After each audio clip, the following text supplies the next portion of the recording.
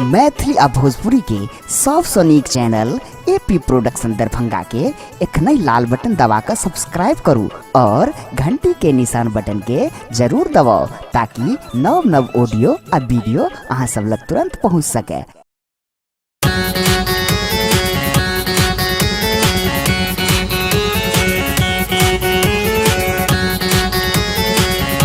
एखन अपने सब सुन रहल छी एपी प्रोडक्शन के प्रस्तुति।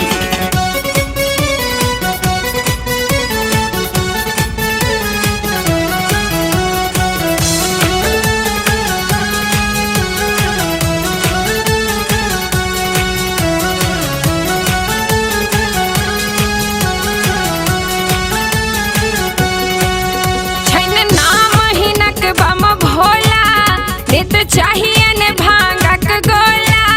छन नाम हिनक बम भोला इत चाहिए ने भांगक गोला भस्म लगा के जोगिया वेश बनाने छे बस हा पर चढ़ का डिम डिम डमरू बजाबै छे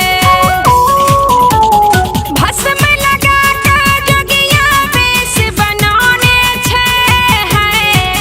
बस हा पर चढ़ का डिम डिम डमरू बजाबै छै छन नाम हिनक बम भोला।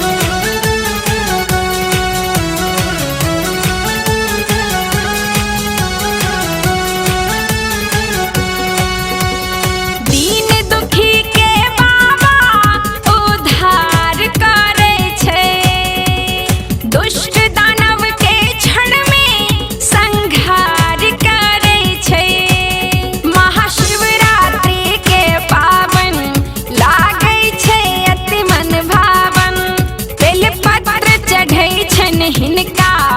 रहै छन भक्तक चिंता रचना के मनोरथ शंभुनाथ पुराबै छै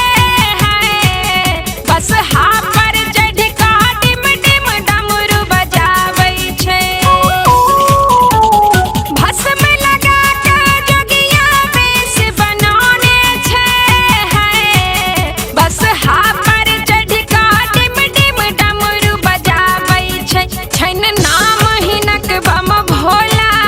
इत चाहिए ने भांगक गोला छन नाम हिनक बम भोला इत चाहिए ने भांग